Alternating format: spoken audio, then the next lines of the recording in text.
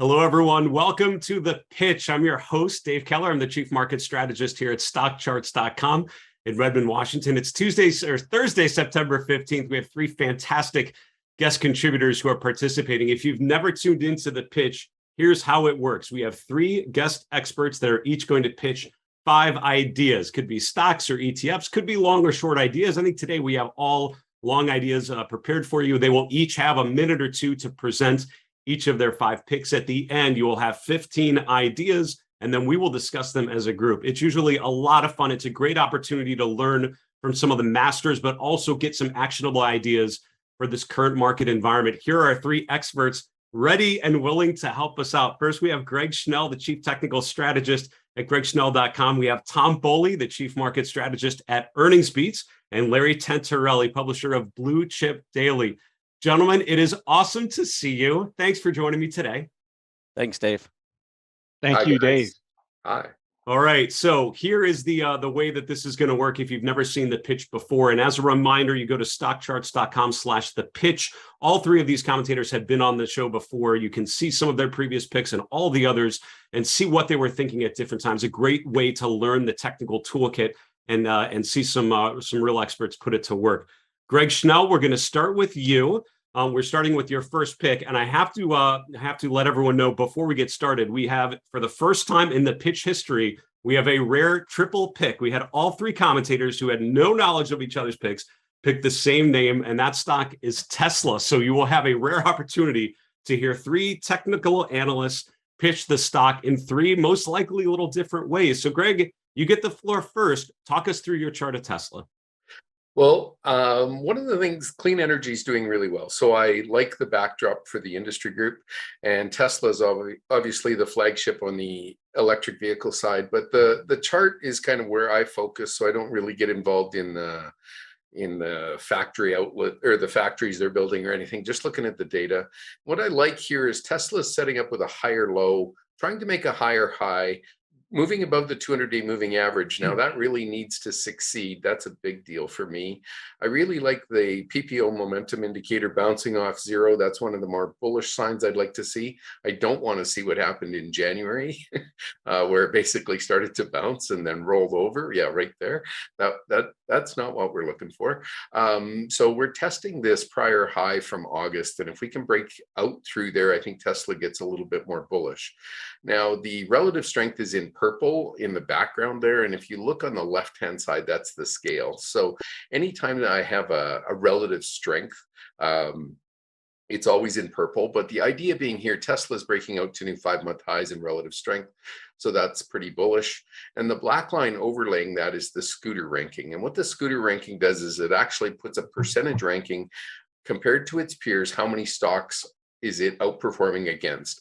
So in this case, Tesla's price action is better than 90% of the stocks out there based on the way the StockCharts technical ranking is. I really like the technical ranking. I think it's one of the strongest tools.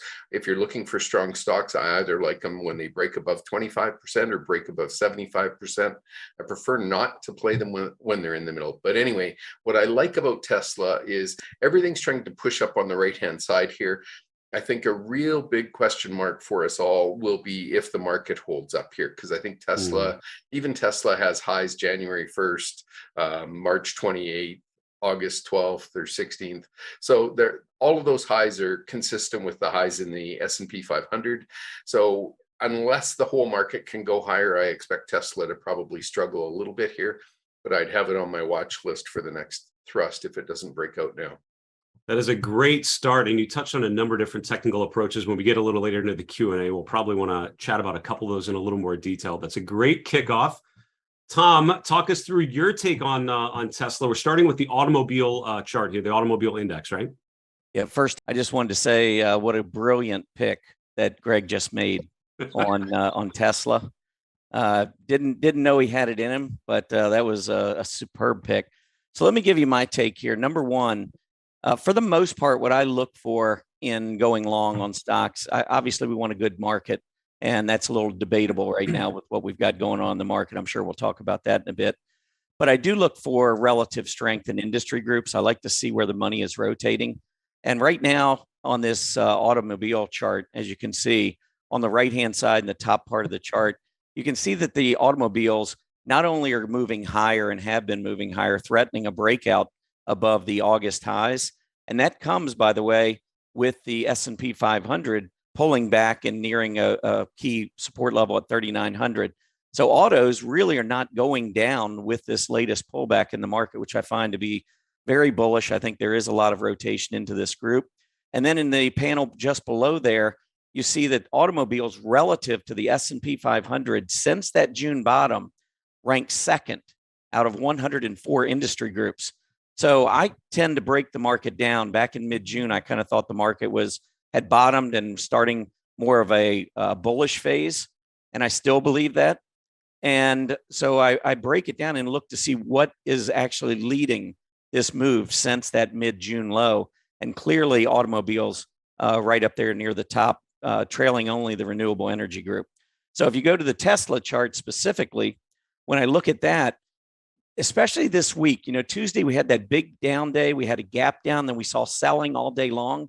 If you look at the Tesla chart, 2 days ago, we had that gap down, but there was really no follow through on the selling. We held that 20-day moving average, the rising 20, which is above the 50. That's a nice bullish configuration.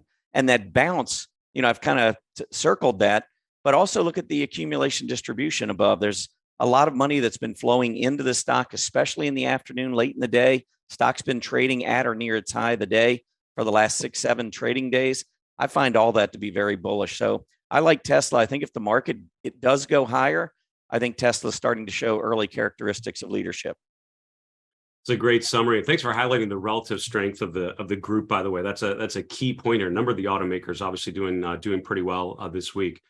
Larry, your chart of Tesla, and this is fascinating to see 3 different takes, but all sort of netting out to a similar perspective. How do you see this stock? Right. Thank you. And I want to congratulate both of the earlier speakers for what I think is an excellent pick as well. And it's interesting because they touched on a few of the things that I'm looking at, but the key indicator here, so the relative strength we see in the upper right-hand corner, 59.85. Right now, a couple things, and Tom just touched on this. What I'm focused on right now is what stocks are currently breaking out above not only the CPI drawdown that we had on Tuesday, because we can see the indices are still down quite a bit, but there's a handful of stocks. If we take a look at Tesla on the screen, you can see today it tested 309 and change. That's going to go back to mid-August. So if you think about what's happened since August, we had Powell's FOMC commentary August the 26th, really sent the indices for a downspin. We had the CPI on Tuesday. I think 5 S&P stocks were up on Tuesday.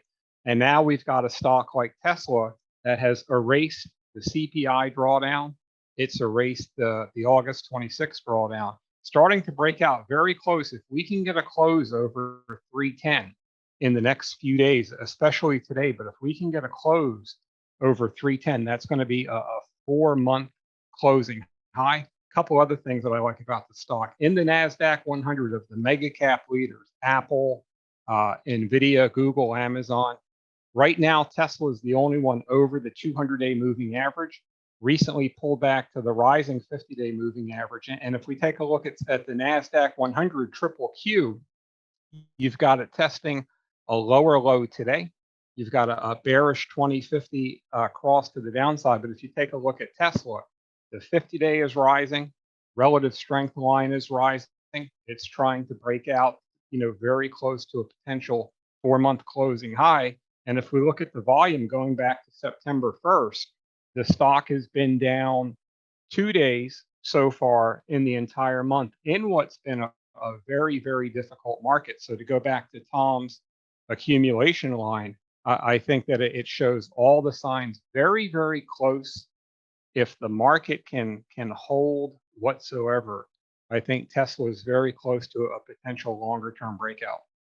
Our producer, Skybog, suggested we call today's episode of The Pitch "Run, Don't Walk to Tesla." And I think so far that seems to be a decent working title for what we're going to talk about. Let's get to some other picks and see what else is bubbling to the top of your own screens. Greg, we're back to you with your second chart, OVV. So Ovintiv is a Canadian oil company, transferred their head office down to Colorado. So it's become more popular in the U.S. trading circles, say, than 5 years ago when oil was kind of trying to break out back then and then fell apart. I would just say the big thing here is the inventory data for oil is extremely low worldwide, and the market continues to discount it. So if you look at the Scooter ranking at the top, the black line, you'll just see it's basically pinned above 75%. It's staying up in the top range for the last year, very, very strong. And you can see the relative strength just pushed up to new 3-month highs. That's the purple area. So I just want to see both of those. So relative strength against the S&P is just kind of a number against 500 stocks, but the Scooter ranking tells you how good it's doing compared to its other large cap peers. And it actually puts a percentage on it. So it's a pretty big deal for this stock to be sitting up that high, around 90%. So that's very strong. Obviously, the chart hasn't broken out here. It's trying, and I think any sort of move to the upside, if the SPR doesn't keep getting filled out of reserves, the inventory data suggests that all of these stocks should start to enjoy a big move higher. And recently, they've been acting very well. I do like the Scooter or the PPO ranking trying to turn up from above zero. I really like that PPO trying to turn up. And on a weekly chart, basically everything's gone sideways since, call it March. As we head into the fall season, we'd really like to see if these things can all start to fire up. And so the oil charts look pretty good. I would just say that the real question is, oil's an economic indicator. So if the overall economy now breaks down, I would expect oil to go down, and then this stock probably doesn't break out. Great example, and thanks for taking us into the energy sector as a preview. You're not the only one to dip into that sector as well. Let's keep going. We're back, Tom, to you with your second pick. We're talking about Starbucks. Talk us about the restaurants group. Has been pretty strong here. Yeah, it's been a really strong group, and that's what I wanted to point out first. Is again looking at that middle of June is kind of the change in character of the market. And now all of a sudden we've got a group like restaurants leading, everyone talking about the Fed raising rates, possible recession. I mean, we've already had 2 negative GDP quarterly readings in a row. And yet look at what's going on with the discretionary stock. So knowing that the stock market looks ahead, I see things like this and it starts to make me much more bullish about the market and the prospects.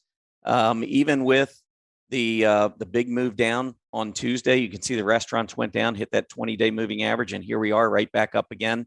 Very similar to the autos, very similar to what we were talking about with Tesla. And getting back also to Larry's point, looking for the relative strength, the leaders kind of start working their ways up to the top. And so I just like the way the whole restaurant group has been performing. I think we're putting in the right side of a cup here, which we started back in mid-August. I think we can get up a little bit above that 2,400 level. We put in the right side of that cup, and then maybe we go a little sideways for a bit.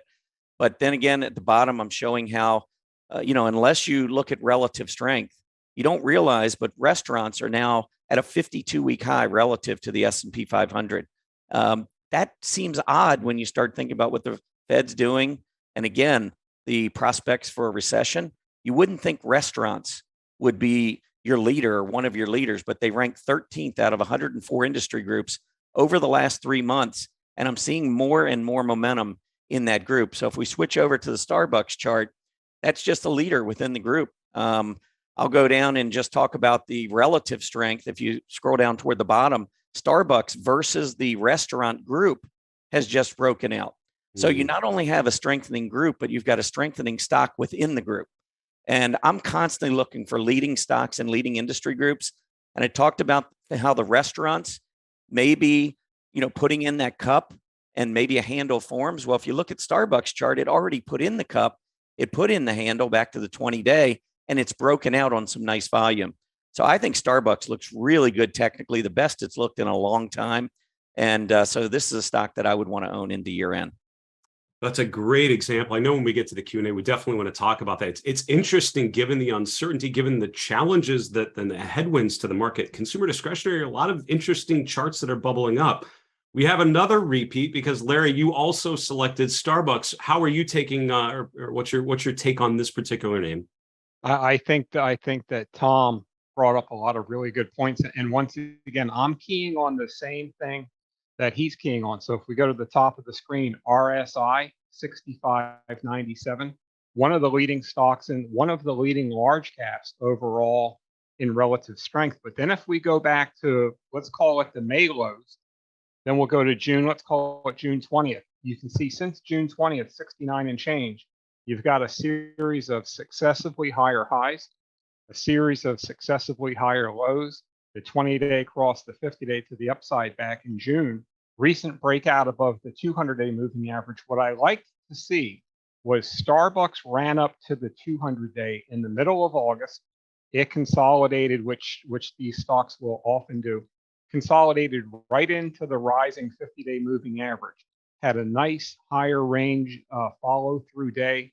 Afterwards, recently cleared the 200-day moving average. And then yesterday, very, very big breakout. But if you take a look at the volume accumulation just starting in September, going back to the first and second, you can see a lot of volume really started to come into the stock off the 50-day moving average. And to me, that reclaim of the 200-day moving average after the rising 50 moving average test, I think it is just a very classic steady uptrend right here.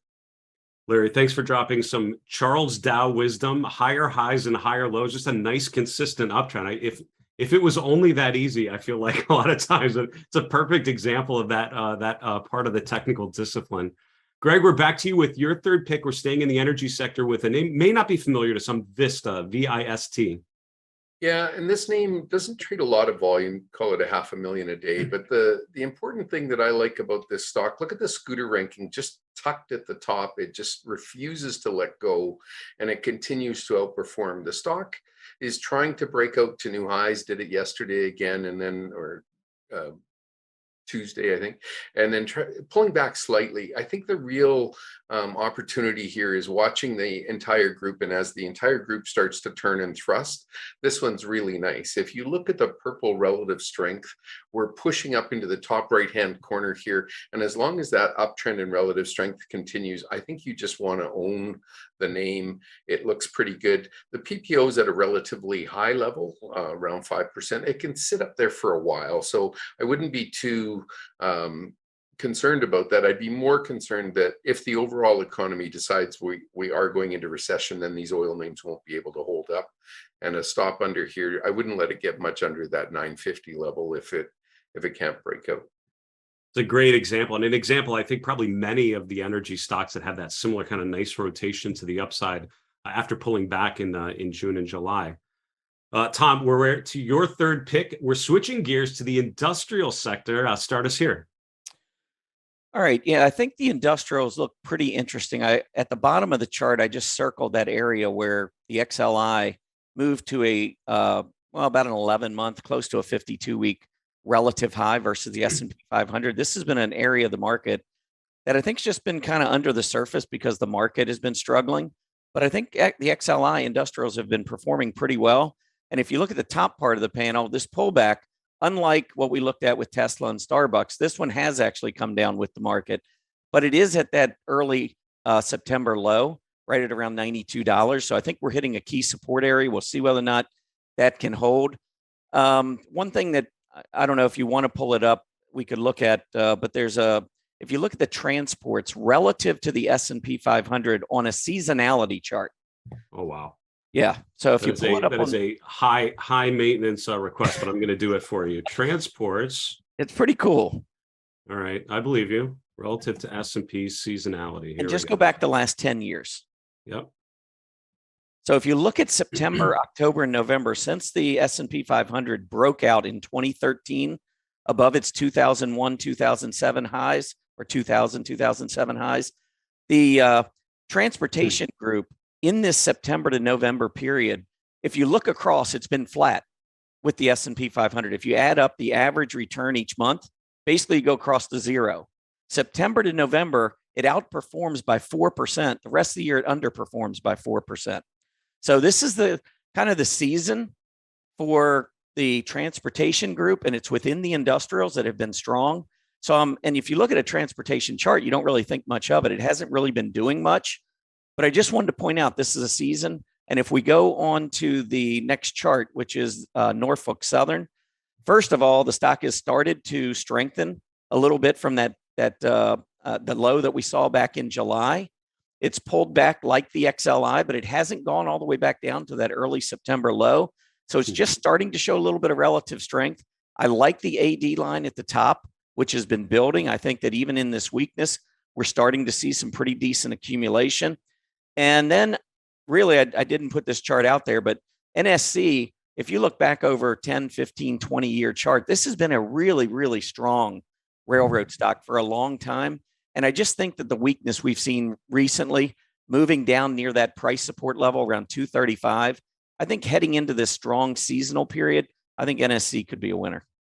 Ooh, seasonality, such an interesting angle to that pick. And thanks for talking through that.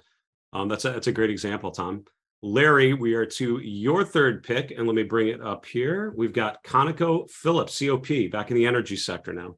Back in the energy sector. So a couple things. We'll start at the top of the screen. RSI, 60, looks like 6620. Very, very strong. So right now, the energy sector, XLE, at least this morning, it was the #1 ranked sector in the S&P 500 of 11 sectors by relative strength.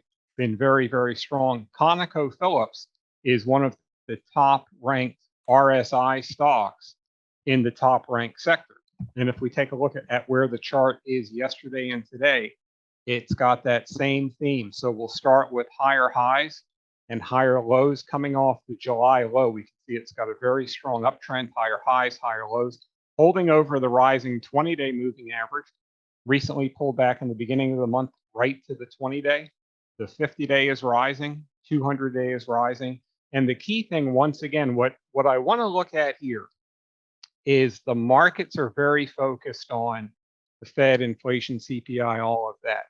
What stocks are not showing that they've been affected so far? And if we take a look at ConocoPhillips, it put in a higher high yesterday. It's completely erased the CPI drop, very, very narrow drop on Tuesday. Strong buying yesterday, a lot of volume. And what I think you see here is one of the strongest charts in one of the strongest sectors on the screen. Oh, I love that. Great summary to the pitch for energy and a great breakdown of the chart of COP. We are back to you, Greg, for your fourth pick, which is Albemarle, ALB in the materials sector. Yeah, so what's going on in the materials sector is essentially anything tied to lithium is doing really, really well. And that comes to the electric vehicle battery storage, solar storage, wind storage. All of these different energy systems need storage. And so the scooter ranking is pinned at the top again, starting on the top right of the chart. So it's, 99%. It's one of the best performing stocks in the world. And then looking at the purple relative strength, you can just see it soaring to new one-year highs, breaking out really, really nicely. It looks really strong. We've got a breakout above the prior high from November, which was when the NASDAQ topped. So we're sitting there pushing up nicely. This chart looks pretty strong. Again, I think the bigger issue for all of us is just as these stocks push higher, if the overall market starts to let go, that's where I start to get a little bit more defensive. We have a slight negative divergence on the August to September highs. So the PPO is making a lower high while price is making a higher high. So that starts to concern me. There's a little bit of momentum shift there. So I really like the clean energy space. Obviously, it's got a lot of weighting from Tesla. That's just huge. But in general, if we're moving to the green economy, all of these lithium stocks have done really, really well, and I would expect that to continue. We're a long way from the 200-day moving average. We're almost $90 or $80 higher. So that gap might narrow for a little while before the stock can make its next run if it doesn't hold its breakout above 300. Great take there in a new sector. And thanks for that so much, Greg. Tom, we're to your fourth pick. We're talking renewable energy, which is in the tech sector, according to our methodology. Talk us through this one.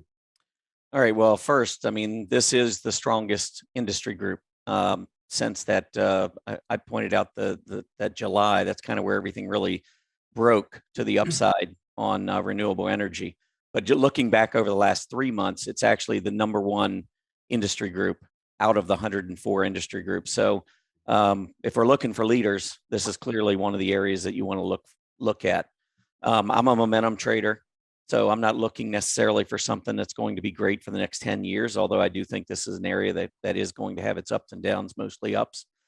But from the short-term perspective, this is a group that's just got a ton of momentum to the upside and has even when the market's been weak. So I really like that bottom panel showing that relative strength of the renewable energy versus the S&P 500. I don't know how you can possibly come up with any other conclusion other than that this is a very, very, very strong group. So with that in mind, I wanted to look at companies that were performing well within the space. And there's a bunch of them that I could have talked about. I mean, First Solar's been awesome. Sunrun, I think, has really been making a move to the upside. Solar Edge, which got hit for a while, has come roaring back. But I think for me, I really like Enphase Energy. On the top, you can see that the AD line is just absolutely soaring. I think that there's been a ton of money moving into the group as a whole, and particularly into this stock. And even looking down, if you go down toward the relative strength, it's pulled back quite a bit over the last 6 or 7 weeks, but I think that's an opportunity.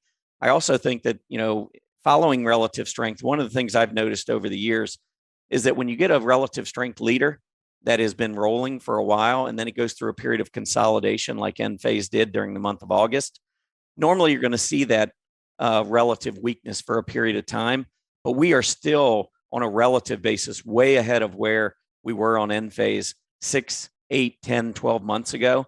And I think this relative strength is going to pick back up again now that we've made this recent breakout again above the 300, 305 area breaking out. And this gets back to the point that we've all been making, and that is when you've got a market that's been struggling and going back down near recent support levels, and you've got an area or an individual stock like Enphase that's breaking out, making new highs. I mean, you got to wonder, hey, what happens if we get some tailwinds behind the market and we start to move higher? I think Enphase is one of the leaders you want to look at. Thanks for highlighting. It's a group where obviously we've seen a lot of strength with a number of different parts of that space, solar and others as well. Larry, we're to your fourth pick, which is CF Industries in the material sector. So CF is going to be a little bit more of a pullback idea. So we can start with the relative strength, and we can see it got to be a little bit extended. The RSI touched about 75 or so, it looks like on the screen. So it's had a big breakout in the middle of August. Then it pulled back just to the rising 50-day moving average. So this fertilizer group for most of the year has been one of the stronger groups. So CF for the year has been the strongest stock in the group. Mosaic's been a little bit weaker, Nutrien a little bit weaker, but the chart on CF, I think that the key here is if it can hold $95 and over this rising 50-day, because if it can, you can see that it's got a pretty nice price base here, right over 95 to 100, recently pulled back to the 200-day, held that very cleanly, sharp, very sharp move, big breakout. Now it's just pulled back almost in the middle of the range. If we call that range 80 to 120, just to use round numbers, a 50% retracement would be $100, which is right about where the stock is right now. So it's consolidating in that price base. It's got a lot of support. The key thing here is as long as it holds over 95, I think there's a lot of potential upside if this group comes back into favor. But yeah, I think it's got a very good potential upside versus let's call it a $95 stop. Great pullback candidate, and thanks for focusing a little bit on the risk side of that equation, Larry. We're going to get to that in the Q&A portion a little bit more. We are to everyone's final pick. Greg, we're back to you with Teck Resources. So, excuse me, this is a Canadian company that has operations worldwide. They're a big mining giant. They're one of the top 5, like Vale, Rio, BHP, or FCX, or Southern Copper. So big miner, but the chart, what I like about it, it's hanging around the 200-day moving average. The relative strength compared to the S&P 500 isn't breaking out. Excuse me. And then I want to watch this chart for a breakout. And the reason is they have a new copper mine that will double their copper production. And when they started building that mine, copper was way lower than it was now. So this mine comes on literally November, December here. If they have a little bit of setback, it's January.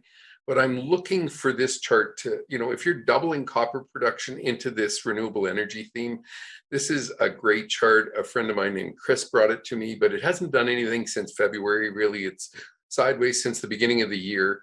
But you want to see some pictures, go to their website and check out their investor presentation about the scale and scope of their QB mine. It is huge. Anyway, I like this chart for the big long term. If this chart starts to make higher highs, you want to own it aggressively. It's a nice consolidation pattern right around moving averages right there as well, Greg. Great example, and thanks for highlighting that one. We are to a semiconductor name. Tom, this is your final pick. Talk us through this one. All right. Well, I've been pointing out all the great industry groups. This is not one of them.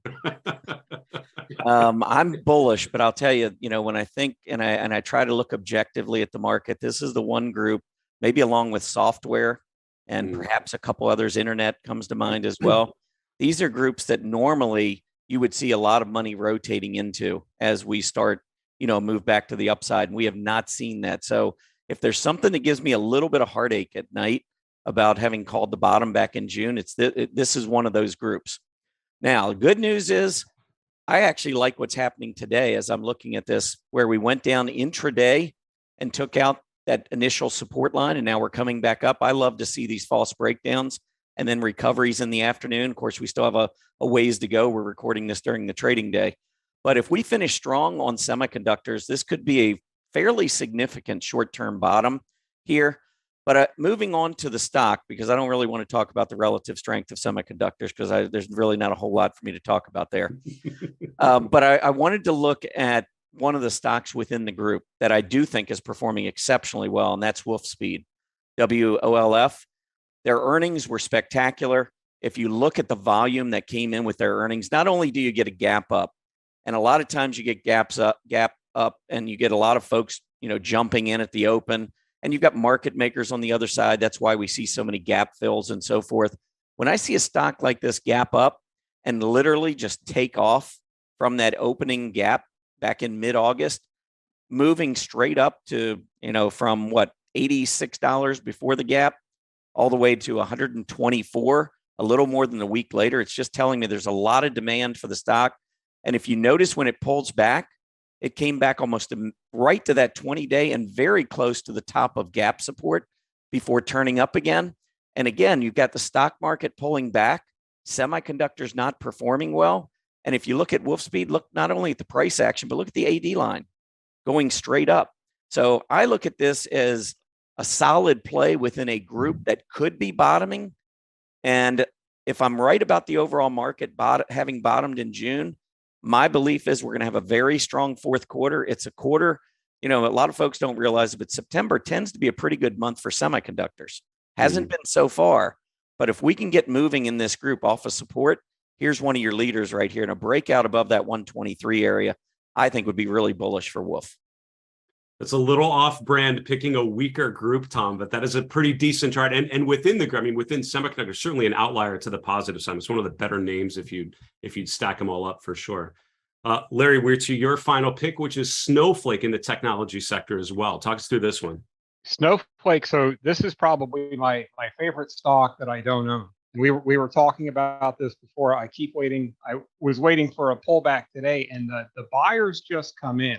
And I think that's what appeals to the strength. So if we look at the top of the screen, relative strength, 65.17, very, very strong. One of the top RSI stocks in the technology sector. But if we take a look, let's go back to, we'll call it the June lows, mid-June. From there, you've got, once again, a series higher highs, higher lows. Had a few, a little shakeout below the 50-day there in July, but for the most part, higher highs, higher lows. Big gap up at the end of August after earnings. The stock pulled back right to the 20-day moving average, which is exactly what we'd like to see. And from the 20-day moving average, this is another stock it's taken out the CPI pullback.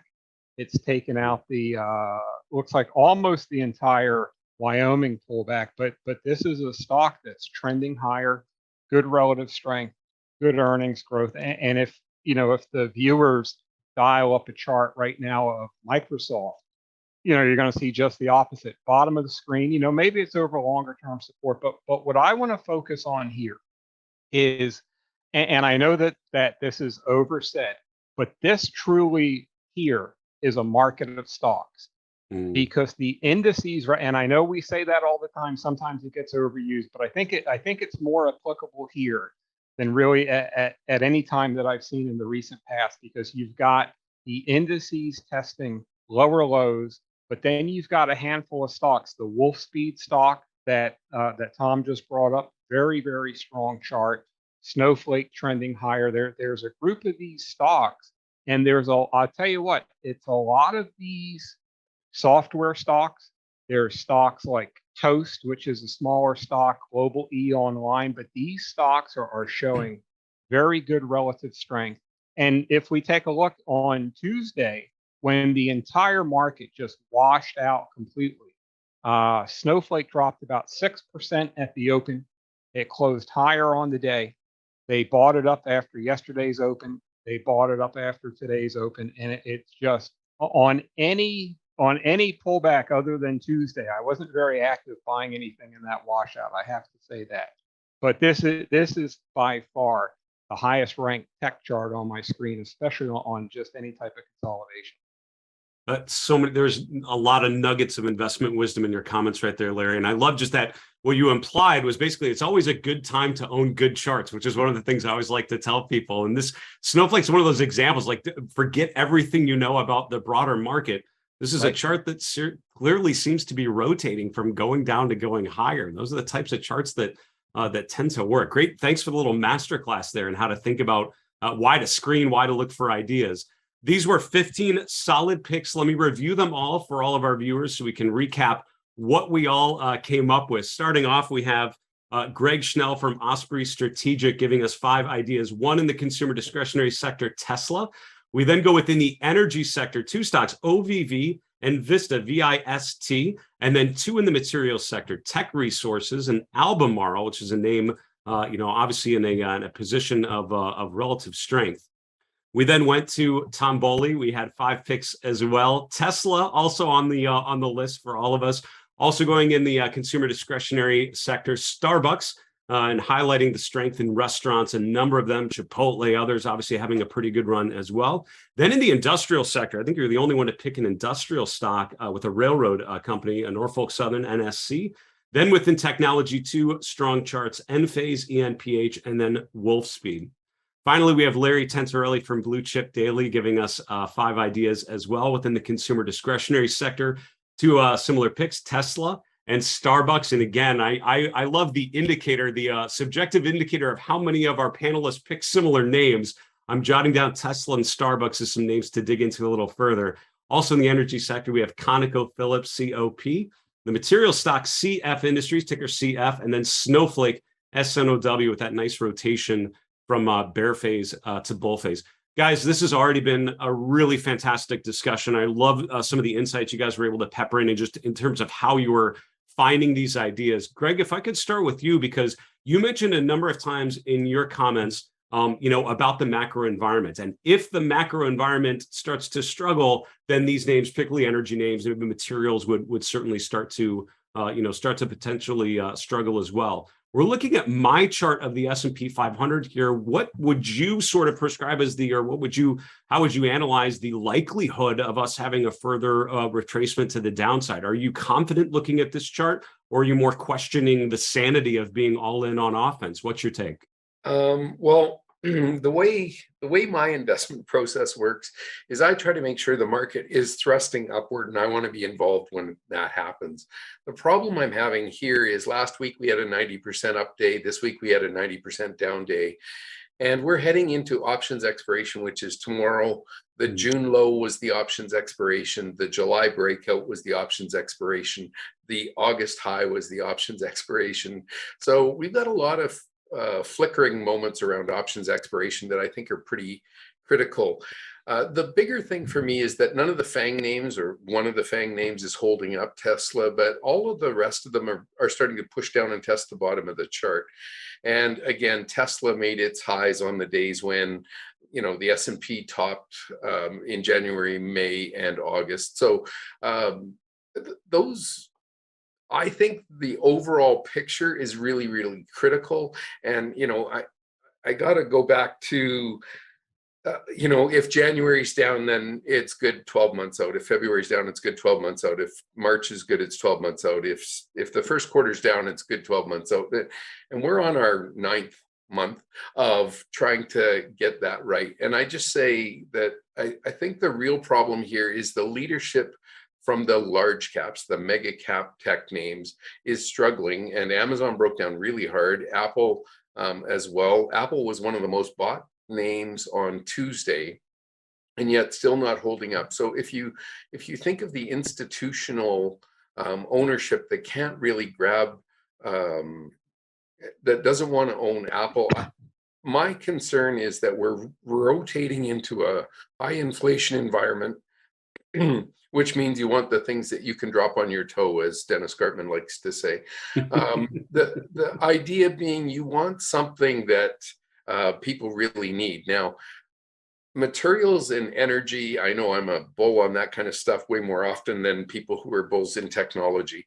I would just say that if energy and materials can't make higher highs and they start to roll down here, that says to me that the macro economy is going to take the next leg lower, and I'd be very, very careful. So those are the charts that are, if energy and materials can't hold their breakouts here and start to fail, like Albemarle, ConocoPhillips, all those names, I would just be as defensive as possible. Yeah, I love that comment, looking at some of those individual names and whether they're able to hold up. That can tell you a lot about the broader market environment. Tom Bowley, when I'm looking, I have my list of what I call the phenomena stocks, these 8 names with the tickers M or A, that overall, as Greg mentioned, have been struggling. Does it concern you that we don't have broad participation from some of these mega cap tech and consumer names that would be most likely how you'd imagine a bull market phase to sort of evolve? Yeah, I mean, sure, any of those big names. I mean, the ones that really concern me the most right now are the semiconductors. Semiconductor names, NVIDIA, AMD, some of these that are just underwater and just have not been able to catch a bid for quite a while. Because if you are looking at a market that's potentially bottoming and the economy strengthening ahead, you would think, you know, chips are in everything. So that's a group that, you know, why is it not performing? And as I said earlier in the show, it's the group that gives me probably the most heartache. But when I look at the overall market, I try to look at the market as a bunch of puzzle pieces, and I try to take a look at a lot of different things. I mean, you can always find something. If you're perma bullish, you're always going to be able to find something bullish. If you're perma bearish, you're always going to be able to find something bearish. And I know, Dave, you talk a lot about these biases that everyone has, and I'll admit I am definitely biased to the bullish side. But I do try to remain objective. As I was back at the beginning of the year, I was very bearish going into 2022. So yeah, I mean, these big names, it's concerning when Apple, you know, Microsoft especially. Microsoft was hanging in there for a while, but now Microsoft's been pulling back and getting close to the low that we saw back in June. So there, you know, in that group that you mentioned, there are a number of names, and you know, you look at the internet stocks, the Metas, Google maybe not quite as bad, but Meta has been horrible. And even throw in some other names, you know, Snap and Pinterest and some of the others that have just been absolutely devastated in 2022. So there's a lot of different things that still keep me up at night, but I am seeing positive rotation. The XLY, XLP, which I know you follow, Dave, that's on the verge of breaking out again above the August high. And so I find that to be a very, very bullish sign.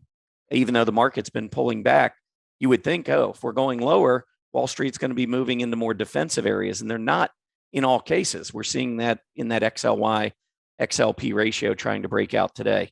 So yeah, there's always going to be some things that keep you up at night and give you a heartache. But I still think when I look at the big picture and put all the puzzle pieces together, I believe this is a market that has seen its bottom in June. And I believe once we get past the next couple of weeks, we've got, as Greg mentioned, options expiration. I think that can always play a lot in the short term with what's going on in the market. We got a big Fed meeting coming up next week. I personally believe we're going to see a little bit of a relief rally once the Fed's done, because we've been, seeing a lot of recent weakness with the Jackson Hole speech by Fed Chief Powell, and then with the big CPI report that came out Tuesday. Everybody's focused on inflation, interest rates, and so forth. I think once we get past that, I actually think the market could begin to recover. Some really good points in there. You mentioned the XLY, XLP ratio. I know you just wrote an article, really well done, Tom, highlighting that and thinking about the importance of that ratio.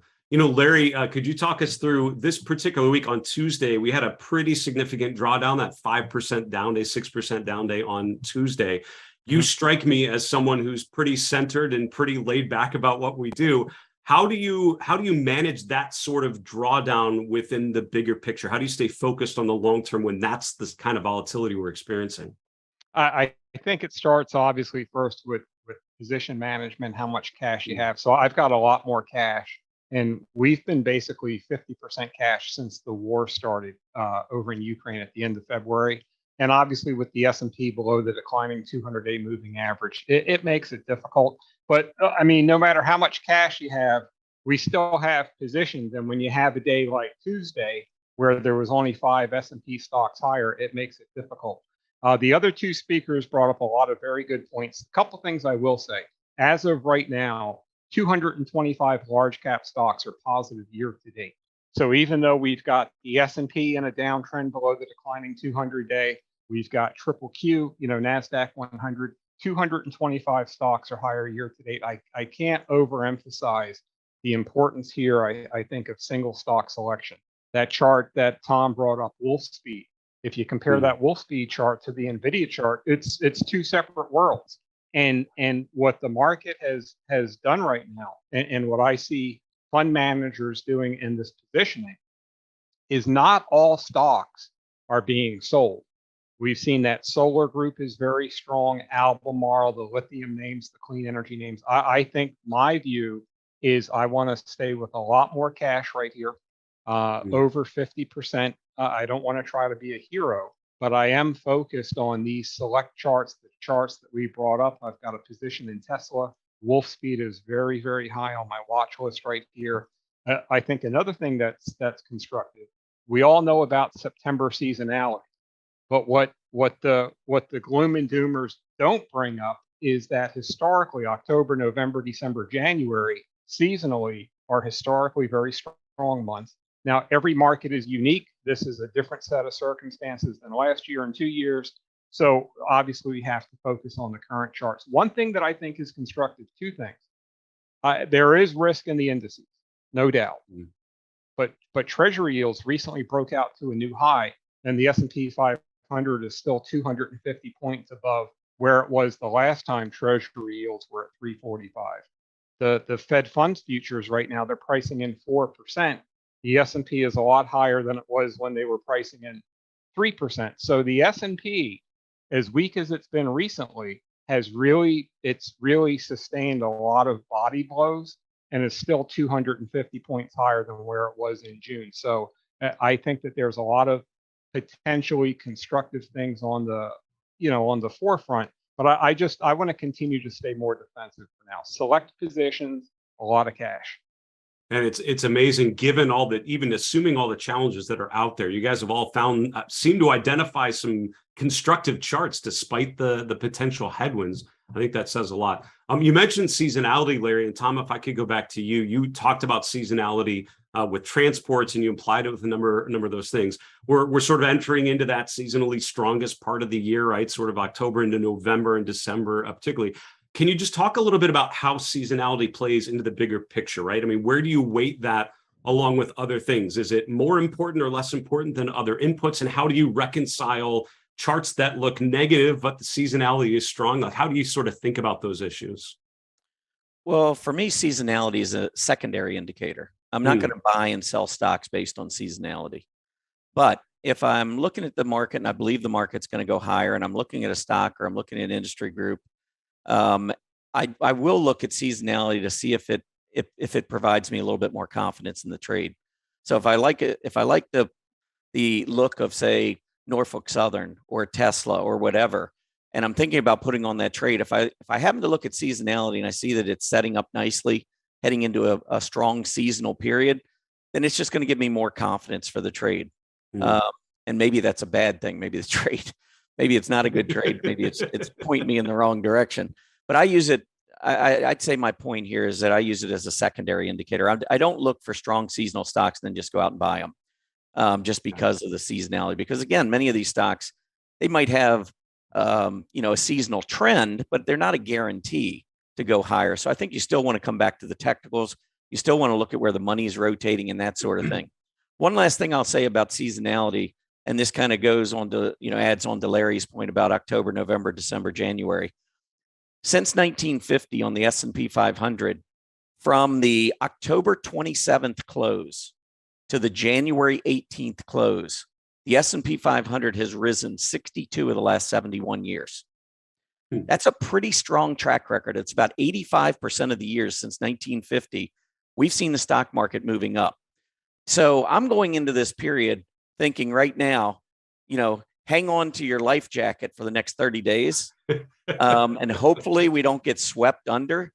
But I am excited by the fact that, once we get past this Fed meeting, I'm kind of in the camp. I know there's a lot of folks criticizing Cathie Wood, and, I'm not a big fan of the way that, she's been buying no matter what all year long, because I think, the technicals have been beating everybody over the head that we were in a bear market. But I do agree with some of her recent statements. I do think that longer term, we've got to be more careful about deflation than inflation. I think that, we're starting to see inventories build. There are a lot of indication that the supply chain is starting to catch up, and you got a Fed that is just beating everybody over the head with these rate hikes. And if we're not already in a recession, they're bound and determined to put us into one. And so if you see inventories building, demand slowing, and supply catching up, that sounds much more like a deflationary problem to me than it is inflationary.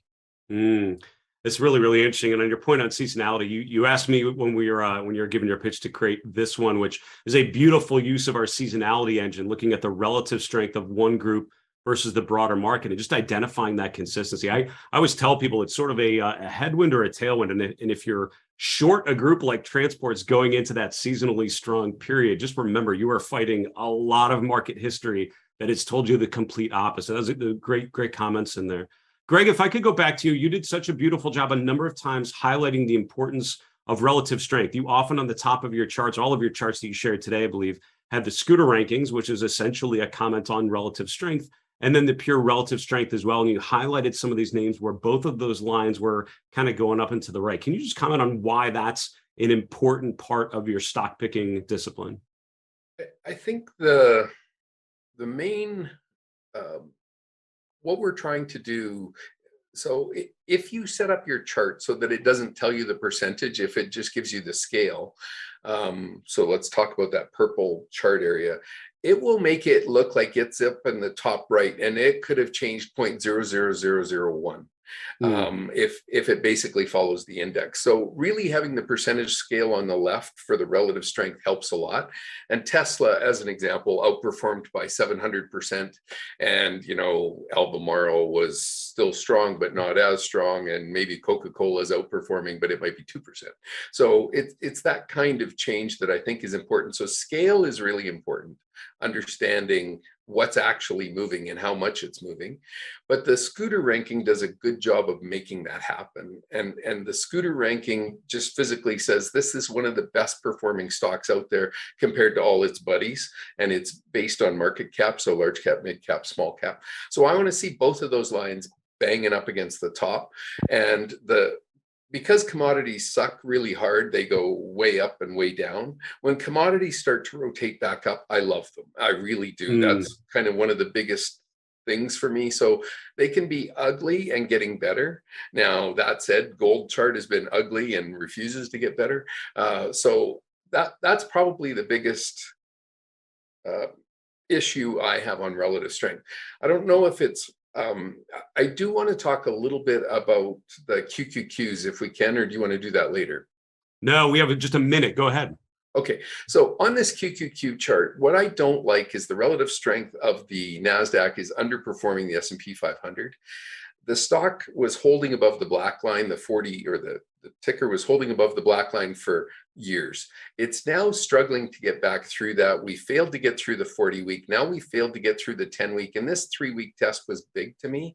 But if you go look at a lot of the S&P 10-year charts, the XLP, the XLY, the XLI, lots of them are sitting on this trend line. And I don't think it's a small deal if we start to break lower here. I think we're literally at the edge of a cliff if this doesn't start to hold, that things just start breaking.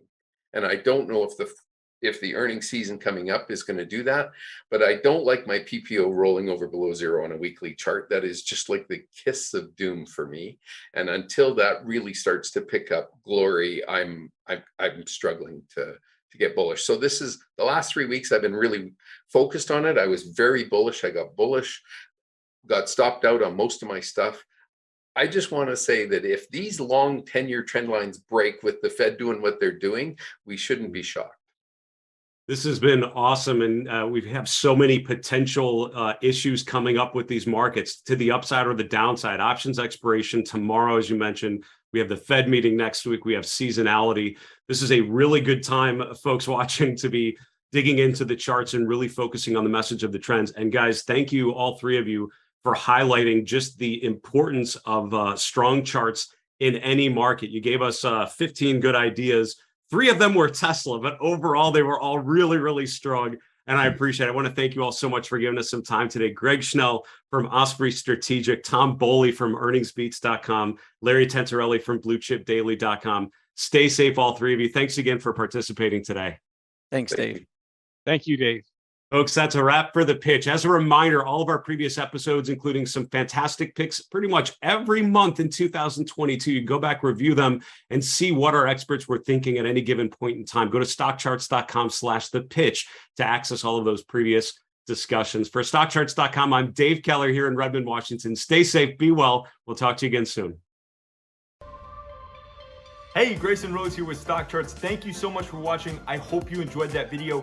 If you did, consider giving it a like down below, maybe leave us a comment, and if you're new to the channel, you can subscribe at the link up above. We're gonna bring you daily content from an incredible collection of technical analysts and financial experts.